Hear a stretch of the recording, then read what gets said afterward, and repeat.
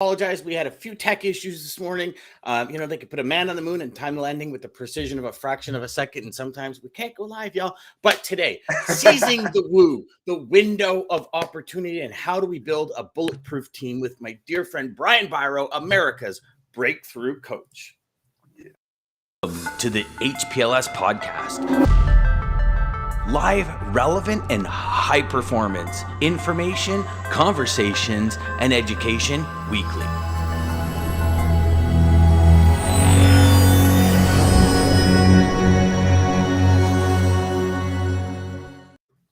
And Lisa comes in with the crushing victory over Jeff. 4 days in a row, beat him out. Good morning, everybody. Good morning. Mind blowing. Good morning, Jeff. Good morning, Lisa. Good morning, John. Good morning, everybody. Man, you're getting close, Josh. Yeah, Joshua's coming in. Brian, thank you so much for being here, brother. You know, it's we're just honored to have you. I know that you're on the road and you're still so Brian woke up this morning, internet wasn't working, and you're kind of running and rushing to figure things out, but he's still here. I have to share for all of you that didn't see the full day live stream that DJ and I did back. DJ, was it December or January? I think it was January 2022, right? No, December. It was December 15th. It was for prior to Christmas. Brian came on. Brian and I have been dear friends for gosh, Brian, it's like a decade and a half almost. Brian introduced me into the world of don't be afraid to contact people. Just a great mentor, great man. You guys are going to love him. Brian, thanks for being here, brother.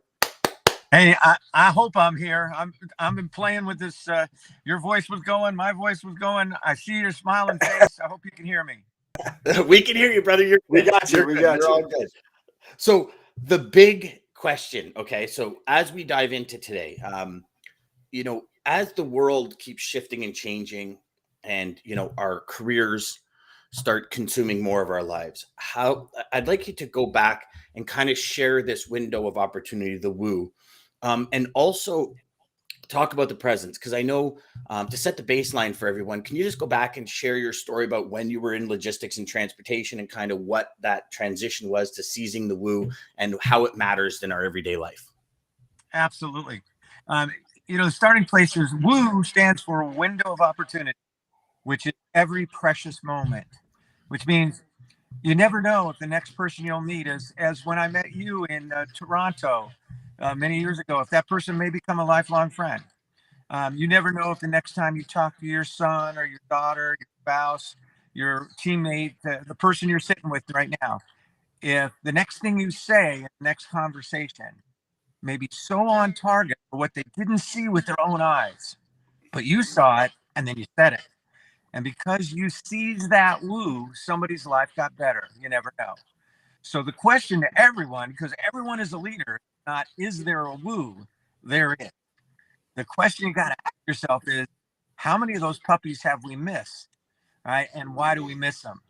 And one of the key elements about seizing the woo is to elevate your energy. Right? And energy allows you to seize more woos. You ever notice that when you're full of energy, the energy's no problem. It doesn't matter how you've been sleeping or when you get to do what you love to do, when you get to play hockey, Dan, all right, life is cool. All right. You are 5 years old. Let me at it. But it's when we lose sight of our purpose that we lose the woo. So when I started my life, I've had 3 careers. The first career was a U.S. swimming coach, and I loved it, but I had no life. And so I'm probably the only person that either of you have ever met who got an MBA to get a life instead of a job. All right? And I did. That's when I met my wife. That's when I got in good physical health. So many things happened. But that's when I also started my corporate career. And I ended up going into transportation, working for the Linden companies, a very big multi-dimensional transportation company based in Seattle. As I worked there, I found something that is so common in certain teams. I found siloing. Operations hated sales, sales hated operations. They both hated the home office just a little bit more. All right. And that made no sense to me with my background in sport about the power of a team and how you want the different parts of a team to appreciate one another. You can't be a winning hockey team and have a silo against your goalie. It doesn't matter how many goals you score if that goalie's going to not work for you, and vice versa. So that's when I started doing team building events for my own company. I was vice president. I saw this siloing. Everybody else was saying, it's the market, it's the timing. We have to wait for the market to come back. And I said, you know what? It's not the market. It's us. We don't appreciate each other. We don't support each other. We don't lift each other. And so I started doing these events, and they went great. And our company had this incredible turnaround where we went from basically nearly going out of business. This is a 75-year-old company, to being the best in our business in logistics and customer convenience. We became very profitable. We quadrupled in size. We became UPS in Canada, in all the parts of Canada except the 8 major cities. All right, so we delivered. We were UPS in Alaska and Canada, and everywhere except in Canadian major cities, which of course means in all the other cities of Canada, that's about 13 people. All right, so we served those 13 people out in the Yukon, and we just had a rocking time. But even better than our success on the bottom line was the way that our team functioned. People were constantly catching each other things right. There was this powerful feeling of mutual support, a whole new level of kindness in our organization, and it lasted and lasted and lasted. So right at the peak of this massive turnaround, I said to my wife, honey, we're doing great. Let's quit. All right, I want to go do what I love to do, and what I love to do are these events. So that's called Season the Woo, but it was a woo that was a little shaky because it's like diving off a diving board and hoping there's water on the other side, and it's a high dive. But it turned out, because when you seize the woo with full energy, yeah, you'll amaze yourself at what's really inside of you. So that's kind of my story, and I'm sticking to it. Excellent. He touched on so many good points. I love Brian that touched on, because it's no matter what. So I younger, I was a server, worked in the restaurant industry, done home improvements, and no matter where you're at, it seems like one team against another. It was cooks against the servers.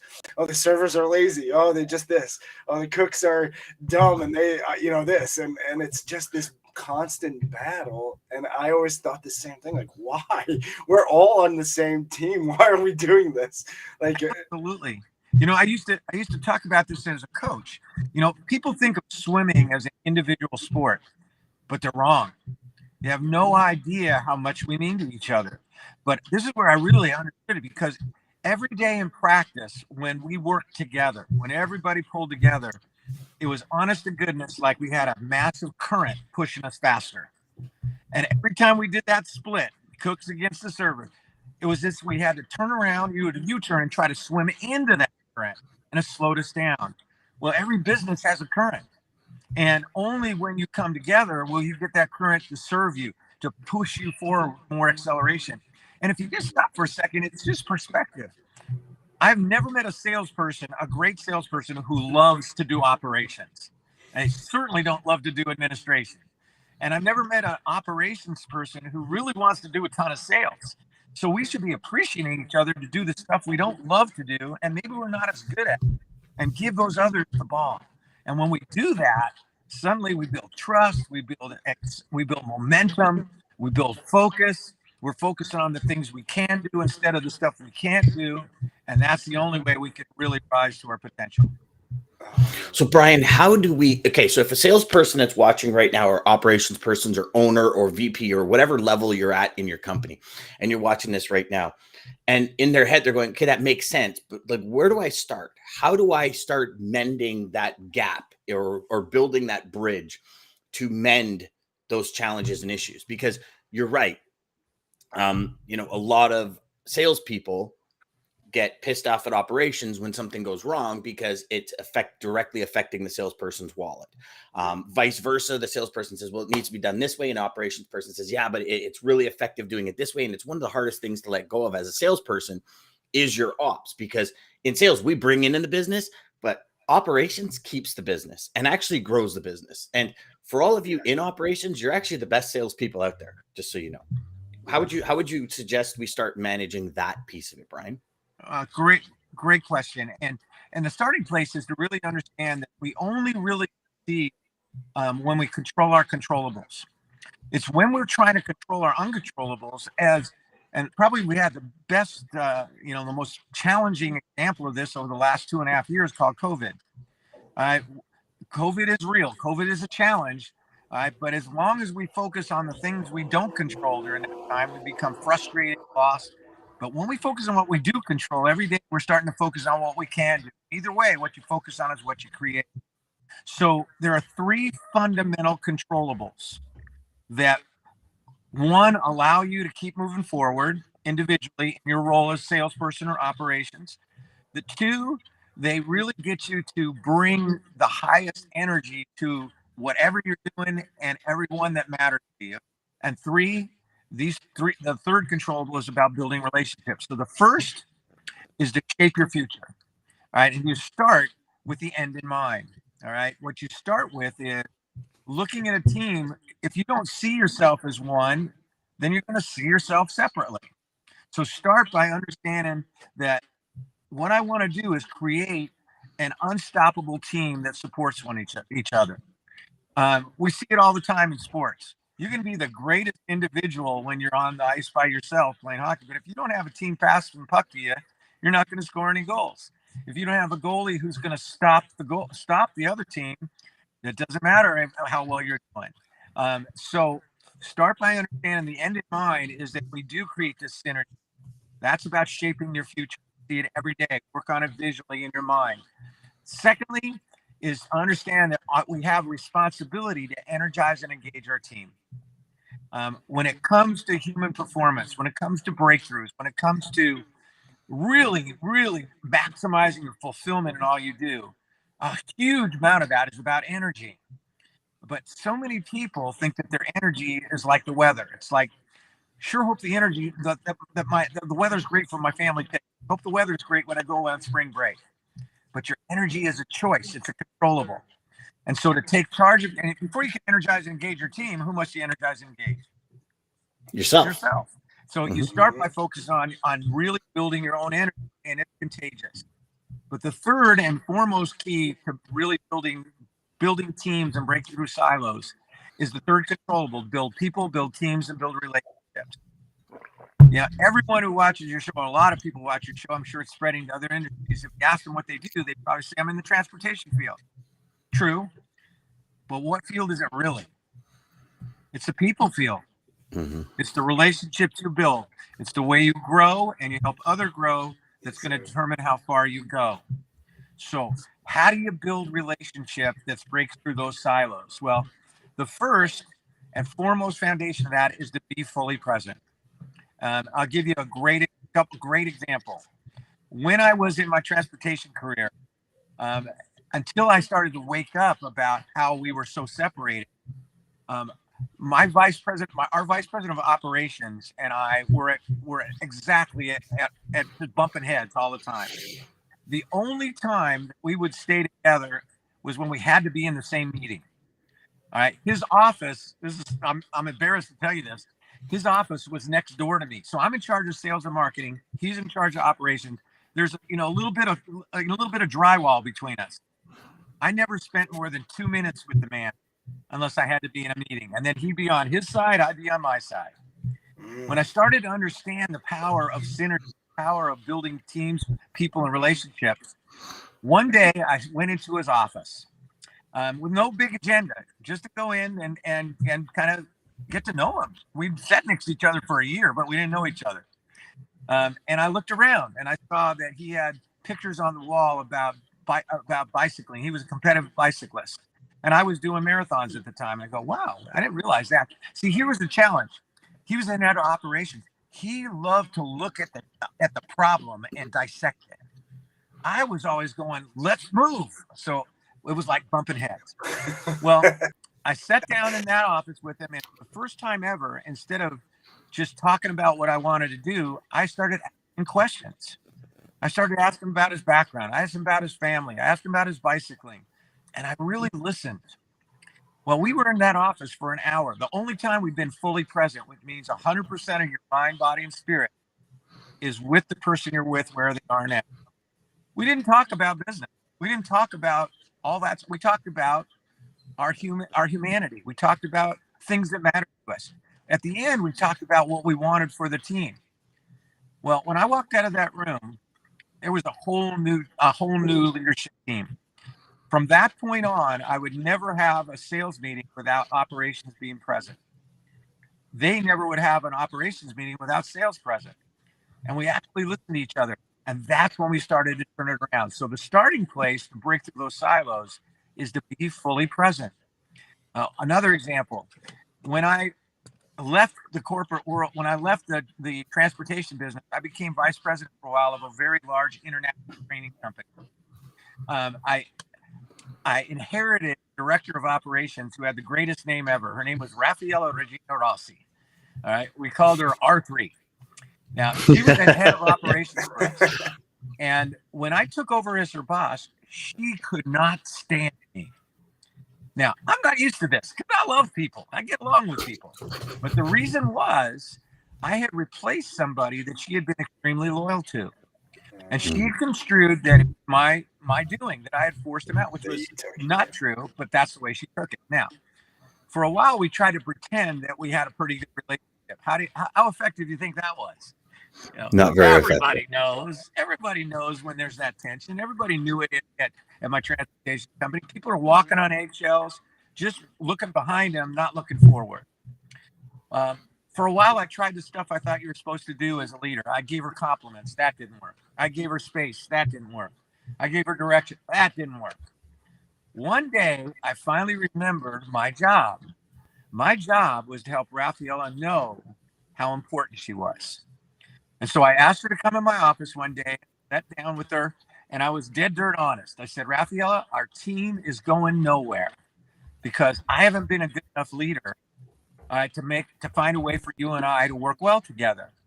So I asked you here today to do something I know at first will sound a little odd, but I really have a reason.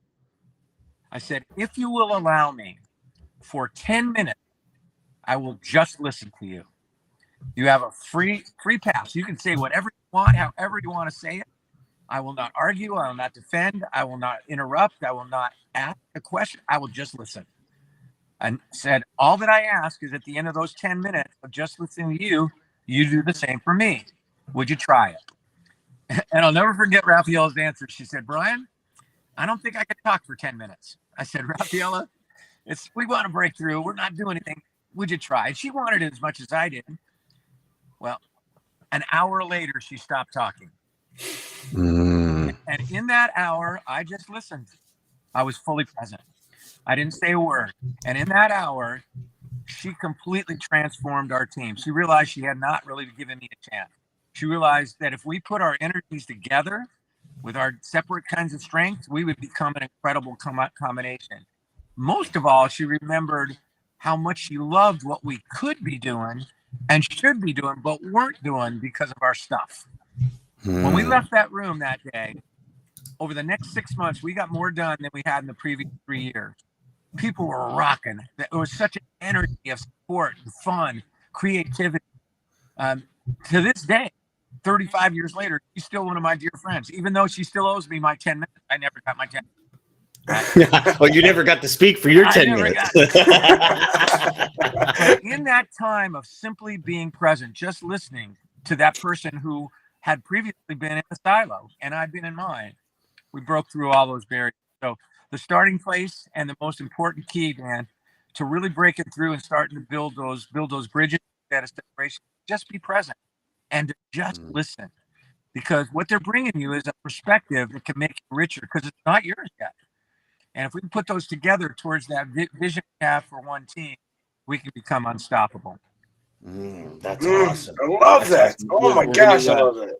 We're gonna just break for some comments here, Brian. But I do have a question for you after that. I think dovetails into that and is the starting point of all of it. Lisa says that's how I met Chad Petty when we met in Vegas. That's awesome. Yes. Joshua says the power of teammates is so often lost in companies, and how much we accomplish by lifting each other up is amazing. Such good stuff.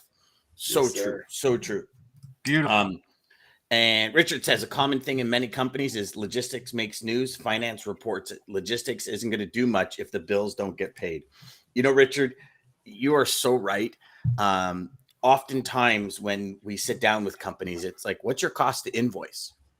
And are you really making money? Because salespeople, they might think, oh, you know, like if I make $50 a load, I'm making the company money. But if the company's invoicing cost is $70 a load, you're actually losing $20 each time you book that load, right? And it's every department in conjunction and every department working together as a team makes the company profitable. I love that.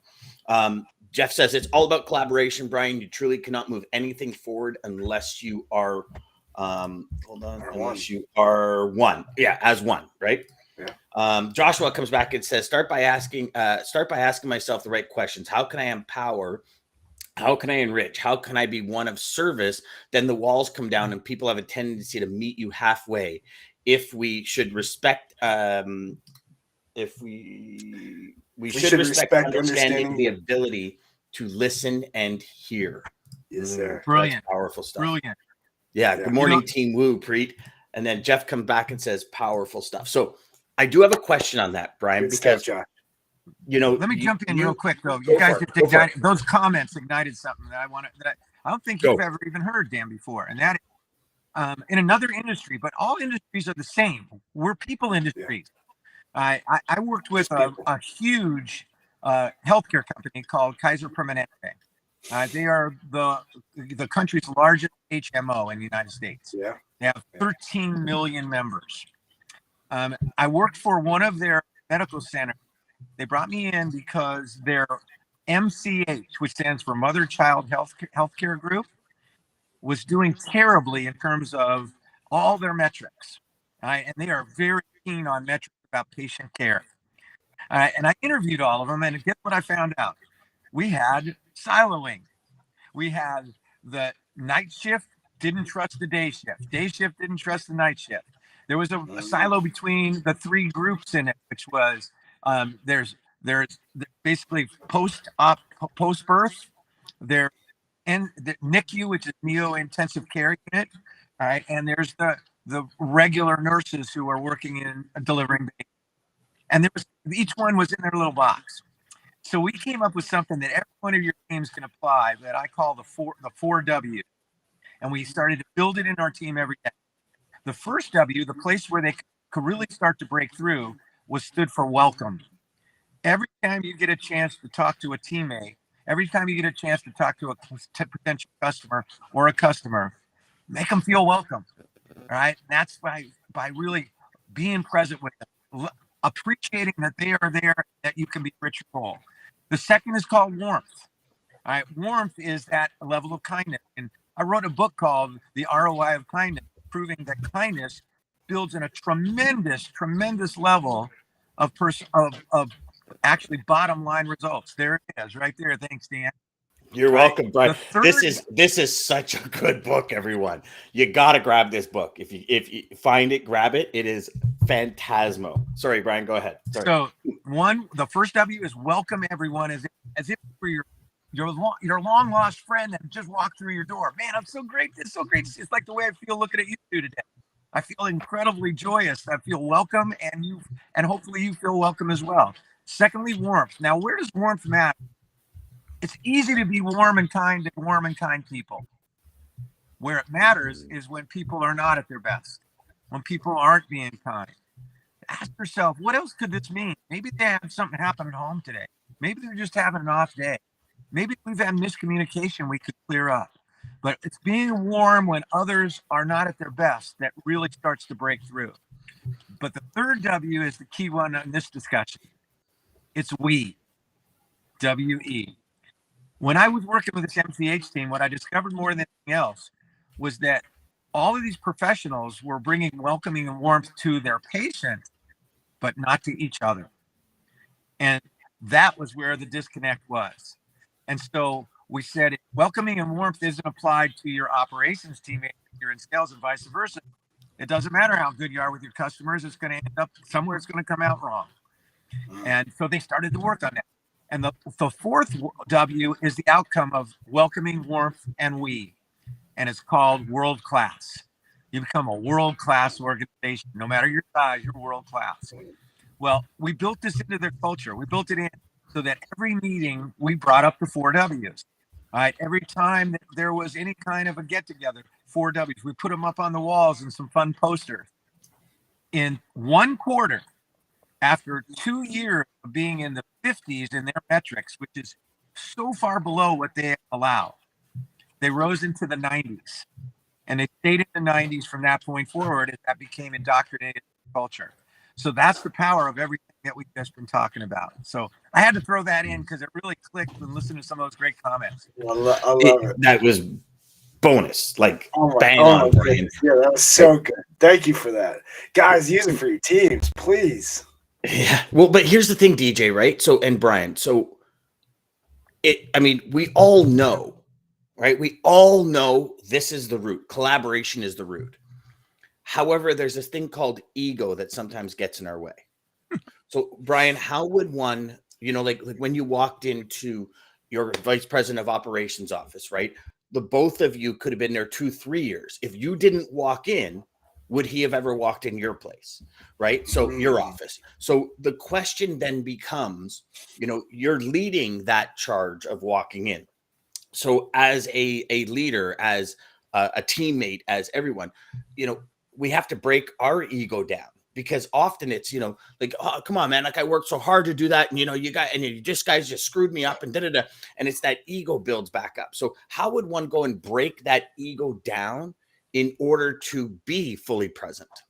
I love it.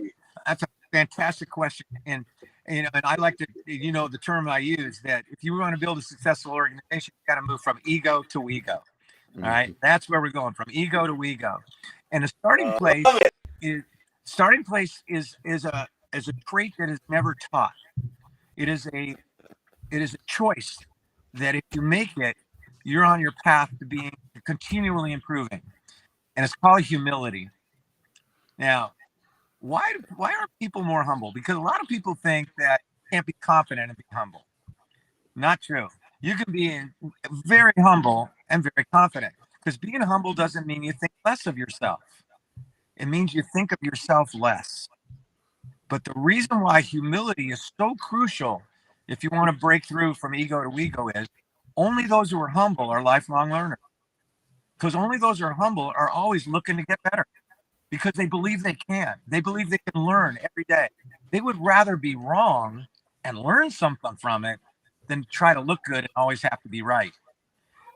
Only when you're humble do you focus on your character more than your reputation. And when you focus, your character is who you are. Your reputation only what others think you are.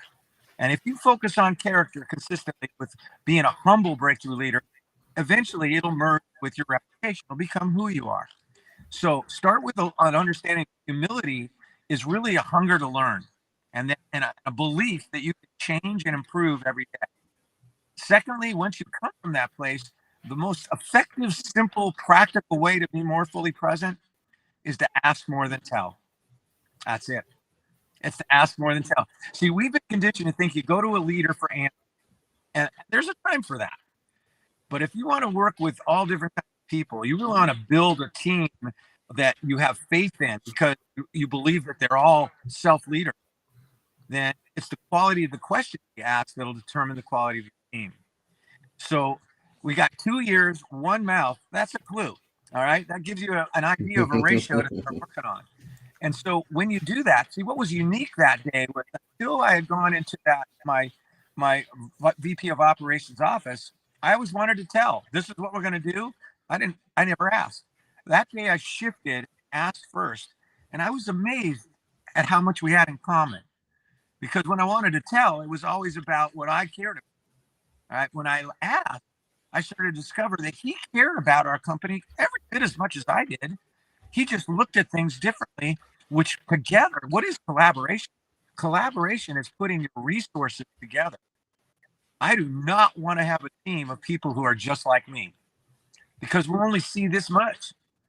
I want a team of people who are good at the stuff I'm not good at. I want a team of people who are fascinating and powerful in ways that I'm not, because then moving towards that common goal, that's when we become much more resourceful. It's really funny that when I left that corporation. The guy who championed all the things that we had built together was a VP of operations.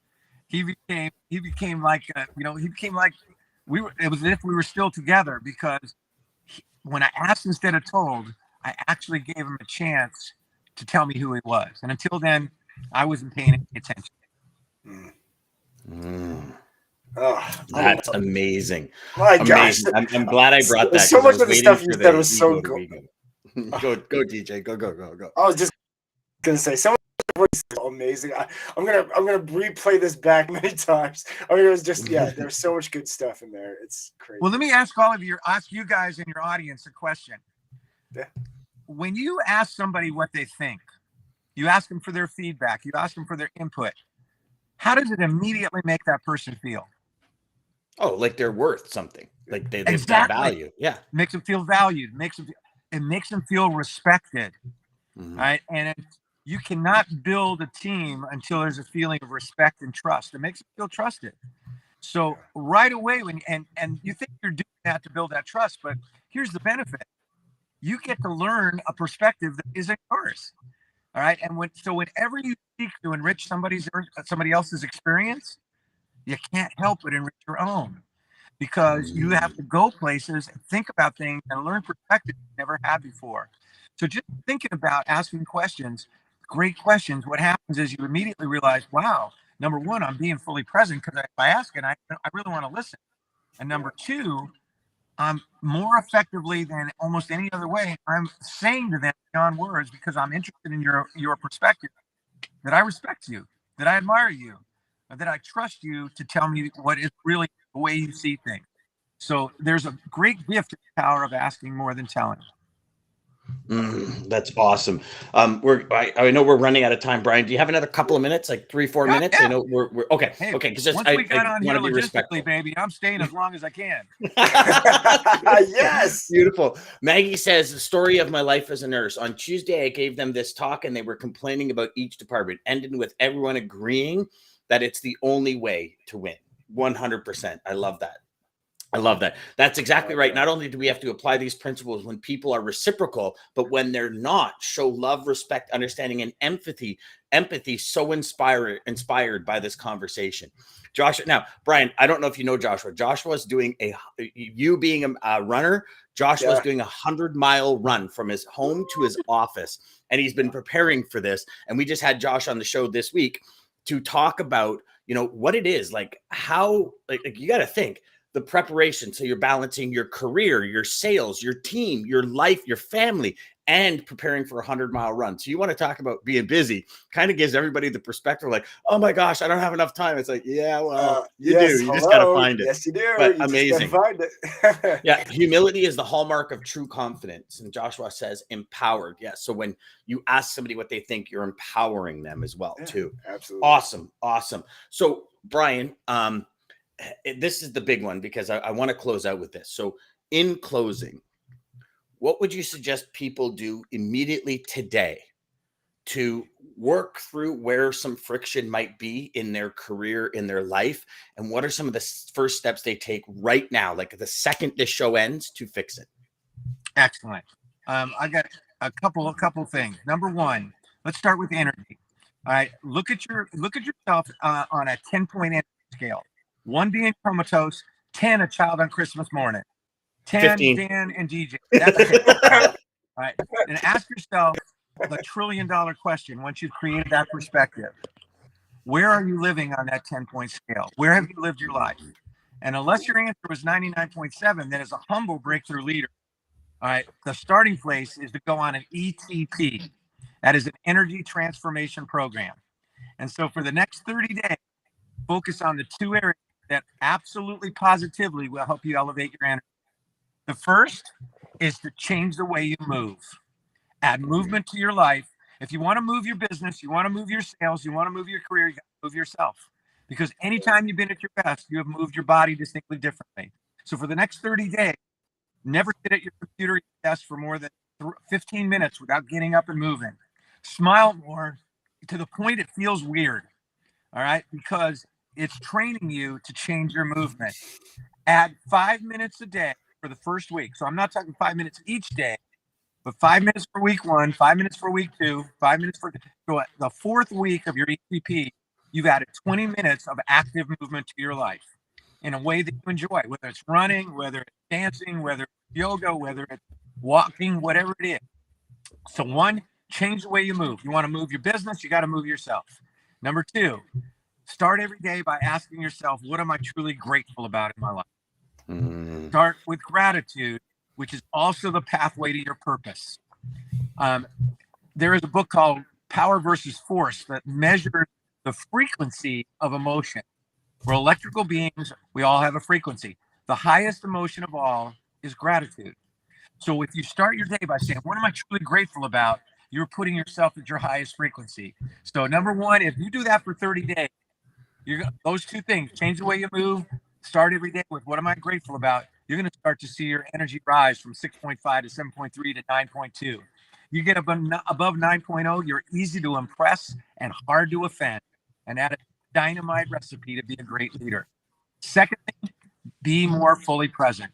And here's a practical way to do it to add to your ETP. Pick out 2 people in your life, 1 at home, 1 at work. And the 1 at work or in your work life, make it the person you're pretty certain God put on the planet to bug you. Make it that person. And for the next 30 days, commit to be more fully present with them. Now, it doesn't mean you have to spend more time with them. You may have less time. But when you're with them, put the cell phone down. When you're with them, ask more than you tell. And then truly listen. And you watch after about 3 or 4 days being more present with those people, they're going to look at you differently. Go, you've been working out. You're looking good. All right. And as you become more present with those 2, you'll develop that present muscle until that becomes who you are. All right. And being fully present is the key to building trust, because you cannot fake being present, can you? You know when somebody's, checking ESPN on their phone when they're supposed to be listening to you. And being fully present sends the unstoppable message: you are important, you matter, you count. And that even matters for all of you on phone calls. Like it doesn't just matter in video or in person. Like even on phone calls, you can tell when somebody disconnects. You can tell when they're, looking over and thinking about, looking at the menu while they're supposed to be talking to you. So those 2 are the way I would start that transition to not only building teams, but to building that real power of yourself as a breakthrough leader. I just went through something yesterday. So I had a call early morning yesterday with some programmers for something I'm in the works on. And afterwards, they followed up with an email. And I'm looking at the email and there's all these abbreviations. And I'm like, what does that mean? I'm like, okay, whoa. So I send an email back. I go, I appreciate the follow-up and the minutes and everything. And that's awesome. We'll put it into the books. But what does all this mean? And then one of the owner comes back and goes, you know what? I apologize, Dan. It's just abbreviations for the thing. He goes, we'll stop using them. I said, no. Keep using them because I want to learn. I need to learn this. And the lady that was holding the meeting says, I'm so sorry. I was using those the whole meeting, the abbreviations, the whole meeting. And she goes, so I just figured you knew what they were. And I went, I've never heard and I realized that, and it wasn't a bad thing, but what I realized was that when they were speaking, they were like, what do you think of this, this, and this? I was like, oh, and I kind of ventured off into my world of creativity. And it really hit home where I said, okay, whoa. And I said to her, I apologize. I'm going to make sure I'm more present on the next call. It's just, I go into these creative modes and it's not disconnecting from the conversation, but it's like, what do you think of this? And I'm like, oh yeah. And like your mind's piecing. Yeah. Like shiny things are, I have a real problem with shiny things. But so I wanted to share that because it is so true that presence piece is paramount. Brilliant in 2 regards. 1, for you to share that with people because people will go, I do that too. And 2, for you to be aware of it yourself. You now know the next time what you want to improve, that you're going to really listen first. A lot of people think that if we're fully present, we'll get less done. You actually get more done because you begin to be fully present with that task when it's the present task. With 100%. Each person, get more done in 5 minutes than 5 years. Yeah, there's a lot less 100%. Wasted time, I feel like. Exactly. Mm-hmm. We've all done it. We have that Friday where we're going to leave at 2 all week long. We've been working 8 to 8. On that Friday, we get more done from 8 to 2 than we had all week because we were fully present. 100%. Oh, awesome. Great way to end. Oh Fantastic. my God, thank you. Now, the Thank big you, question thank is, you, thank DJ, you. did you pick the right quote for today? Dude, hopefully we'll see, but all I could tell you was amazing. And some of the empowered, this is inspiring. Jeff Patterson said, they asked the question, how do you stop yourself from chasing those shiny objects? Great question. Can we answer that before we go? Yeah. Do you want to answer that? Or do we want to answer Brian, that can you answer that before we go? Are you asking me? Yeah. Yeah. All right. Ask the question again because I lost it a little bit. No problem. How do we stop yourself from chasing those shiny objects? So how do we stop ourselves from breaking out into like a being different fully thought present pattern and not trying to be present? 95% of it is just being aware of being fully present, because you'll pull yourself back. Leave perfection to God. Just get better at it each day. Be more fully present. Secondly, a great way is to actually condition yourself to listen before you formulate. All right. Most of the time we're in a conversation when somebody's talking. What are we doing? We're thinking about what we're going to respond. We're thinking about what we're going to say next. Take a breath. As they're speaking, take a breath. That's an automatic cue to be fully present, to put you in the moment. Take it in, and then that response will not only come, it'll be more on target. All right. So that's a big part of it. Is number one, just settle down. What you focus on is what you create. So focus on that person and relationship, and you create relationship. Take a breath, fully listen, and leave perfection to God. You're on your way. That's awesome. I absolutely love that. And Brian, you have no idea, but Dan, you're about to be mind blown by that. Literally, like, I feel like took us right to the quote. But so Lisa, thank you for the question. But so Scott says, I'm doing a 50-day gratitude challenge right now. It's truly a great day starter. Awesome. I love that. Good for you. It brother. really Good is. for you. Yeah, the greatest audience. I think it was Denzel Washington in a video I heard. Brian, we do. Our audience is the best audience on the planet. It's the best audience for any morning show. We say it every day. They're fully engaged. They ask questions. They love the guests. They bring so much energy to the conversation. Like we have things scheduled for half hour every day. Yeah. And I don't think there's been a day where we've only done a half hour. Right now. They're still here. Yeah. It's been crazy. Guys. Seriously, thank you all. But yeah, this was amazing. This was an amazing show. But yeah, gratitude, starting your day with gratitude, guys. There's nothing better. I heard Denzel say it. First thing he does is hit the floor next to his bed and think of a list of things he's grateful for. And man, that changes everything. But yes, gratitude, all of this. Brian, thank you so much. Holy cow. This literally was like the greatest show. I mean, you see everybody's still coming in. They're still coming in. Tyler just came in with a comment. But so they're still coming in, guys. I am trying to close the show, I swear. But yeah, they're still coming in. Gratitude comes with action. If you list 10 things you're grateful for every morning, you'll be surprised. Warm, clean socks may make the list. Yes, the smallest things. Start there. It's that simple. But yeah, I agree. Oh my God. Yeah. Thank you, Brian. Thank you, Dan, as always. Thank you, American Logistics, for making this possible as you do. Thank you, guys. Everybody who's watching, if you weren't sitting here giving us these comments like you are all the time, we would not have the energy and not be as excited as we are. So thank you, seriously, for just joining us weekly and going over time and us abusing your time like we are. I'm so sorry that we do that. Hopefully it really makes a difference in your day. You're not sorry. You're having too much fun. Yeah, exactly. Seriously. But again, thank you, everybody. I'm excited. Share. Sales Chatter Live, Monday through Friday, 9 a.m. till whenever we finally decide to stop, Eastern Standard Time. This is from Prasad Mays, and it's the mind is like water. When it's turbulent, it's difficult to see. When it's calm, everything becomes clear. That's why they say never make a decision in a valley. There you go. Take that breath. To the HPLS podcast. Live, relevant, and high performance information.